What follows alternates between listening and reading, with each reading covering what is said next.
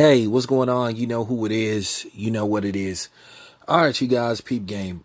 I want you guys to hear something and then we're going to come back and talk about this. But I think it's really important that you hear this from an outsider because a lot of times you don't want to listen to me. So maybe if you heard it from somebody that doesn't look like me, somebody that's an outsider, then maybe some of you would grasp what I'm trying to say and what I've been trying to say. But anyway, let's get ready. Oh, by the way, shout out to Phil. I borrowed this from his channel, so shout out to Phil and shout out to TikTok. But anyway, check this out. Let's listen to this. All right, everyone. I want to talk to you about this. So I'm Native. Let's talk. There are Natives, Hispanic and Latino people, Asian people, Middle Eastern people who say this word. And I know the common defense is, oh, it's the neighborhood I grew up in. I grew up around black people, or my kids are black, or my girlfriend's black, or my boyfriend's black, and yada, yada, yada. But the original poster here has a very good point. Why aren't we calling each other our slurs? And if you're a person of color, I want you to really think about this. Think about if you're Asian and you saw a group of Spanish people walking around calling each other your slur. If you're Native and you heard Asian people walking around saying your slur. Like, no one else has this except for black people and their slur.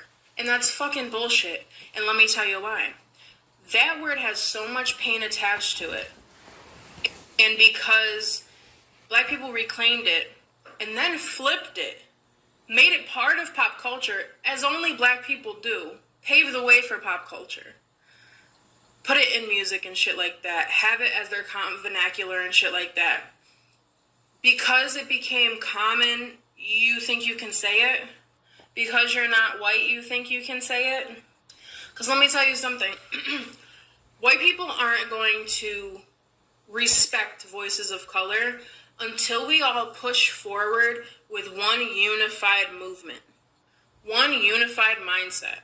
And part of that unification is you guys can't just say anything that you want to. And we're not going to front with each other. In many families of color, there is racism still. And who always gets the brunt of it? The darkest skinned of us. The Afrocentric. And that's bullshit. No, I don't care what hood you grew up in. If you're Latino or Hispanic, just because you grew up around black people doesn't mean you get to say the N-word. Why? Because you know damn well your abuela is at the table making racial remarks, telling you to get with a white person and have a lighter-skinned baby. And that goes for Natives too. There's a huge Eurocentric versus Afrocentric versus mid-tone argument with the Natives. But it's almost always agreed that it's against the Afrocentric. And with the Asian community, there's this constant, like, creepy fetishization. I'm thinking right now of K-pop and shit like that. Fetishization of black characteristics and black sounds and black image, but then also not liking black people. And I say all this having Latino and Asian and Middle Eastern friends, being Native, and knowing the shit that gets talked about at the coffee table. There's no fucking reason. If you are past the age of 18, you should still be saying this word. And I don't care what group you fall into. If you're not black, shut the hell. Now, you heard what that young lady said, and I commend her. Everything she said, I said in several videos. She debunked all those bullshit excuses that you hear from non-blacks. And she exposed a lot of these groups. When she said, yeah, they act like they cool with us, but then they be talking, you know what, about us behind our backs.